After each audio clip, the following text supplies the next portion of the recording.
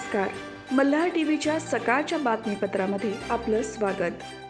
पनवेल महापालिका हद्दीतील बेलपाडा गावाच्या मागे डोंगरावर अचानक अनधिकृतपणे उभ्या राहिलेल्या 75 झोपड्यांवर कारवाई करून त्या जमीनदोस्त करण्यात आल्या आहेत. पनवेल महापालिकेने ही कारवाई करत नागरिकांना मोठा दिलासा दिला आहे. बेलपाडा गावाजवळ डोंगर परिसरात अनधिकृतरित्या झोपड्या बांधल्या जात असल्याची तक्रार भाजपचे खारघर शहर अध्यक्ष आणि माजी नगरसेवक प्रवीण पाटील, ॲडव्होकेट अमर उपाध्याय, कीर्ती नवखरे यांनी महापालिकेचे माजी सभागृह नेते परेश ठाकूर यांच्याकडे केली होती. बेलपाडा गावाच्या मागे आणि डोंगराळ भागात उभ्या राहिलेल्या या झोपड्या सहजा नजरेत येत नाहीत. मात्र या भूखंडांवर अनधिकृतपणे झोपड्यांचे बस्तान बांधल्याने नागरिकांना त्याचा नाहक त्रास सहन करावा लागत होता. अशा प्रकारच्या झोपड्यांना आंदण मिळू नये आणि अशा प्रकारामुळे झोपड्यांचे प्रमाण वाढू नये यासाठी अनधिकृत झोपड्यांवर वेळेवर कारवाईची गरज लक्षात घेता माजी सभागृह नेते परेश ठाकूर यांनी महापालिकेचे प्रभारी आयुक्त प्रशांत रसाळ आणि प्रभाग अधिकारी जितेंद्र मडवी यांच्याकडे या संदर्भात तक्रार करून कारवाईची मागणी केली होती. त्यानुसार ही कारवाई करण्यात आली आहे.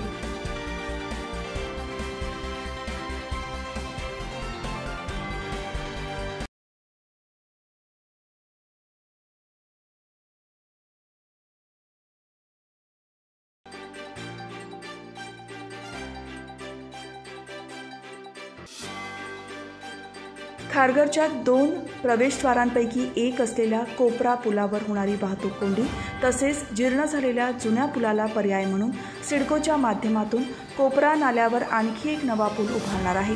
7 मीटरचा अरुंद पूल पावसाळ्यापूर्वी पूर्ण करण्याचा सिडकोचा मानस आहे. खारघर शहरात कोपरा पूल हे वाहतूक कोंडीचे मुख्य केंद्र बनत चालले आहे. सकाळ संध्याकाळ होणारी वाहतूक कोंडी ही या ठिकाणची मुख्य समस्या बनली आहे. विशेष म्हणजे जीर्ण झालेल्या जुन्या पूल देखील धोकादायक बनत चालला असल्याने सिडको याच पुलाच्या बाजूला नवा पूल उभारत आहे. महाराष्ट्र भूषण कार्यक्रमाच्या अनुषंगाने उभारण्यात आलेल्या तात्पुरत्या पुलाच्या जागी हा पूल उभारला जात आहे. या पुलाच्या कामाला देखील सुरुवात करण्यात आली आहे. हा पूल कार्यान्वित झाल्यास जुन्या पुलाला वळसा न घालता थेट सायन पनवेल महामार्गावर प्रवेश करता येणार आहे. याकरिता सुमारे 1 ते 1.5 कोटी रुपयांचा खर्च येणार आहे. याकरिता कोपरा नाल्यात पिलर उभारण्यात येणार आहे.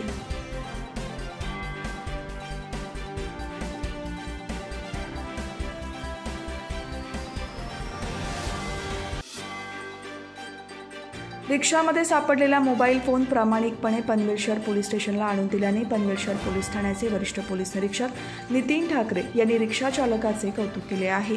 संदीप काळूराम पाटील असे या रिक्षा चालकाचे नाव असून त्यांच्या रिक्षात पनवेल एसटी स्टँड समोरील रिक्षा थांब्यावर महिला पोलीस कॉन्स्टेबल वर्षा गणेश पाटील या बसल्या आणि पनवेल शहर पोलीस ठाण्यात आल्या. या प्रवासादरम्यान त्यांचा मोबाईल रिक्षाच्या मागील सीटवरील कोपऱ्यात पडला. परंतु ही बाब वर्षा पाटील यांच्या लक्षात न आल्याने त्या घाईघाईने पोलीस ठाण्यात कर्तव्य बजावण्यासाठी पोलीस ठाण्यात गेल्या. काही वेळानंतर रिक्षा चालक संदीप पाटील यांना त्यांच्या रिक्षामध्ये मोबाईल फोन पडल्याचे समजले. त्यांनी तातडीने पनवेल शहर पोलीस ठाण्यात येऊन सदर फोन जमा केला आणि तो फोन वर्षा पाटील यांचा असल्याचे निष्पन्न झाले. रिक्षा चालक संदीप पाटील यांच्या प्रामाणिकपणाचे पोलिसांनी कौतुक केले आहे.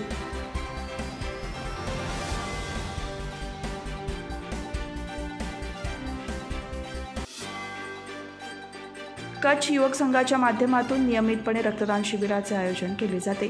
त्यांची प्रगती अशीच होत राहो आणि आगामी काळात 150च्या वर पार पडत राहो अशा शुभेच्छा सुप्रसिद्ध उद्योजक संजय जैन यांनी कच्छ युवक संघ पनवेल शाखेच्या वतीने आयोजित रक्तदान शिबिरावेळी दिल्या आहेत. शहरातील मिडल क्लास हाऊसिंग सोसायटी येथील गणपती मंदिर येथे कच्छ युवक संघ पनवेल शाखा तसेच पनवेल सराफ अँड ज्वेलर्स असोसिएशन यांच्या माध्यमातून अँकरवाला रक्तदान अभियान राबवण्यात आले होते. यावेळी मोठ्या प्रमाणात तरुण वर्ग सहभागी झाला होता. कच्छ युवक संघाचे हे 85वे मेगा ब्लड डोनेशन कॅम्प होता. या कॅम्पला अनेक मान्यवरांनी उपस्थिती लावली अशी माहिती बिपिन शाह यांनी दिली. सार्वत्रिक लोकसभा निवडणूक 2024च्या पार्श्वभूमीवरती स्वीप कार्यक्रमाअंतर्गत मतदान जनजागृतीसाठी टिळक महाराष्ट्र विद्यापीठामध्ये प्रभात फेरी घेण्यात आली. तसेच विद्यार्थ्यांच्या मतदान जनजागृतीपर रांगोळी स्पर्धेचे आयोजन करण्यात आले. तसेच आशा सेवकांनी मावळ लोकसभा मतदारसंघामधील पनवेल विधानसभा मतदारसंघामध्ये विविध ठिकाणी महिलांच्या बैठका घेऊन मतदान जनजागृती केली। लोकसभा निवडणूक 2024 या पार्श्वभूमीवर स्वीप कार्यक्रमांची अंमलबजावणी पनवेल विधानसभा मतदारसंघातील महापालिका कार्यक्षेत्र तसेच पनवेल ग्रामीण भागात केली जात आहे। त्यानुसार टिळक महाराष्ट्र विद्यापीठमध्ये प्रभात फेरी घेण्यात आली। तसेच विद्यार्थ्यांच्या मतदान जनजागृतीपर रांगोळी स्पर्धेचे आयोजन करण्यात आले। आशा सेवकांनी शिवाजीनगर, पेंदर, खारघर, सेक्टर 16, कामोठे, धाकटा खांदा अशा विविध ठिकाणी महिलांच्या बैठका घेऊन त्यांना मतदानाचे महत्त्व पटवून सांगितले। याचबरोबर 85 वर्षांवरील नागरिक आणि दिव्यांग यांना एकत्रित करून त्यांच्यामध्ये मतदान जनजागृती करण्यात आली।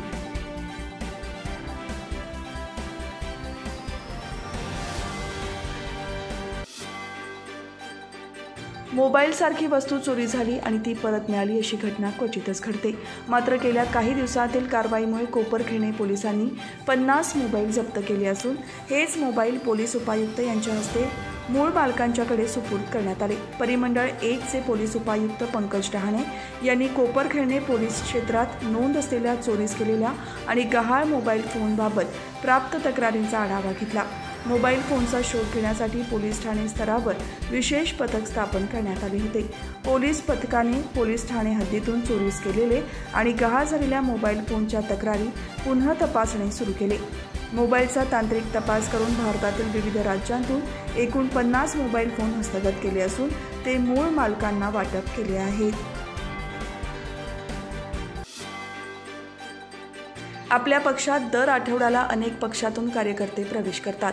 त्यांचा योग्य मान सन्मान ठेवा। आता लोकसभेची निवडणूक आहे, त्यामुळे या निवडणुकीत सर्वांनी महायुतीचे काम प्रामाणिकपणे करावे असे प्रतिपादन रायगड जिल्हा परिषदेचे माजी उपाध्यक्ष सुधाकर घारे यांनी राष्ट्रवादी काँग्रेस पक्षाच्या जनसंपर्क कार्यालयात पक्षप्रवेश आणि नियुक्तीपत्र वाटप समारंभावेळी केले। या कार्यक्रमाला सुधाकर घारे, प्रदेश सरचिटणीस अशोक भूपतराव, प्रदेश प्रतिनिधी भगवान भोईर, तालुका अध्यक्ष भगवान पंचे, महिला तालुका अध्यक्ष रंजना धुळे, युवक अध्यक्ष स्वप्नील पालकर, शहर कार्याध्यक्ष राजाभाऊ कोठारी, अल्पसंख्याक सेल तालुका अध्यक्ष सरफराज दिवे, तालुका युवती अध्यक्ष सुचिता लोहकरे, नारायण कारोटे, जनार्दन एनकर, अनीस मनियार आदी उपस्थित होते। यावेळी बेकरेवाडी येथील ग्रामस्थ आणि महिलांनी पक्षात प्रवेश केला। तसेच भिसेगाव येथील मनीषा ठोंबरे यांची कर्जत शहर महिला कार्याध्यक्षपदी नियुक्ती करण्यात आली। कर्जत पोलिसांनी जबरी चोरी आणि घरफोडीच्या अशा 2 गुन्ह्यातील आरोपींना अटक करून गुन्ह्यातील 2,26,500 रुपये किमतीचा मुद्देमाल मूळ मालकांना परत केला। या गुन्ह्याचा तपास उपविभागीय पोलीस अधिकारी आणि पोलीस निरीक्षक यांनी लावला। जबरी चोरीचा तपास केवळ 4 महिन्यात आणि घरफोडीचा तपास केवळ 2.5 महिन्यात लावण्यात कर्जत पोलिसांना यश आले आहे।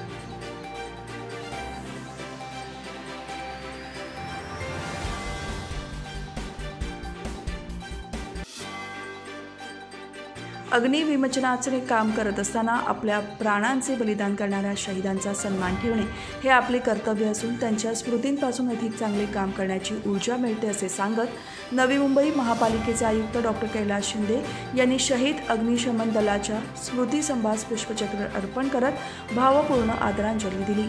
नवी मुंबई महापालिका अग्निशमन दलाच्या वतीने वाशी अग्निशमन केंद्रात अग्निशमन दिनानिमित्त आयोजित कार्यक्रमाप्रसंगी आयुक्तांनी उपस्थित अग्निशमन जवानांशी संवाद साधला। नवी मुंबई महापालिकेच्या 5 अग्निशमन केंद्रांवर शहर सुरक्षिततेची जबाबदारी आपले अग्निशमन दल पार पाडत असून आपत्तीनंतर आपत्ती निवारणाचे कार्य करण्यासोबतच आपत्ती उद्भवूच नये याकरिता नागरिकांमध्ये जागरूकता निर्माण करणारे उपक्रम राबवणाऱ्या भर द्यावा असे आयुक्तांनी यावेळी सूचित केले।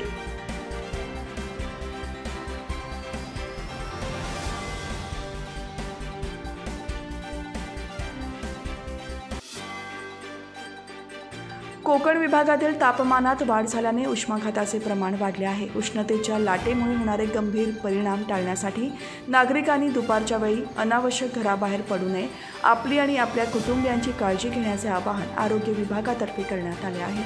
दरम्यान राज्यात सोमवारी पनवेल तालुक्याचे तापमान सर्वाधिक 43 अंश सेल्सिअसपर्यंत गेले होते. बाहेरचे तापमान प्रमाणाबाहेर वाढले की शरीरातील तापमान नियंत्रित करण्याची यंत्रणा कोलमडते. उष्माघात झाल्यावर चक्कर येणे, मळमळ, उलट्या होणे, डोकेदुखी, दरदरून घाम फुटणे, थकवा येणे, स्नायूंना आकडी येणे अशी लक्षणे दिसू लागताच जवळच्या आरोग्य केंद्राशी संपर्क करावा. उष्माघात होऊ नये म्हणून तहान लागलेली नसली तरी सुद्धा जास्तीत जास्त पाणी प्यावे. हलकी, पातळ आणि सच्छिद्र सुती कपडे वापरावेत. बाहेर जाताना गॉगल्स, छत्री, टोपी, बूट, चपलांचा वापर करण्यात यावा. प्रवास करताना पाण्याची बाटली सोबत ठेवावी. कोकणातील जनतेने काळजी घ्यावी असे सांगण्यात आले आहे.